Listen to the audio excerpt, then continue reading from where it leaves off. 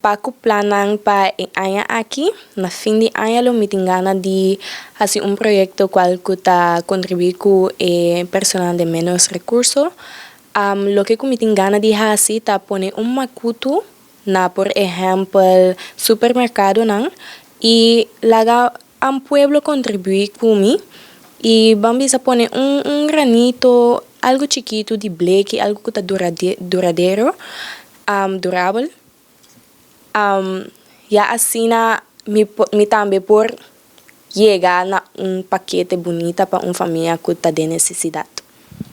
Saco bota único, saco bota bonita y no haga cosas del mundo influenciado. No haga cosas de social media influenciado vida personal.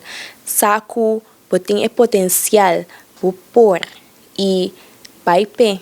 Si botin un meta, baipe. Si pambisa porta botin gana de drenda el mundo de belleza, também tá algo que tá seguro ajudava com bo segurança própria e essa que eu ponebo conhecer bom mês como pessoa jovem mas minha.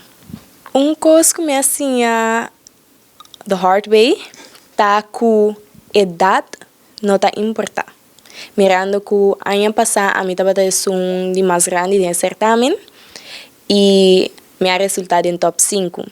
Pero, hay que nos visa otro, taku mi estaba de su más chiquito de certamen, 19 años so, y mi gana el certamen contra dama de 26, 27 años. Entonces, es algo que me atuma, que ya no te importa con grande o con chiquito botar, chismos que por, anto botar el resultado que tingana de mira. No laga yung ende balota bo 10 paso bota young of 10 paso bota mais grande.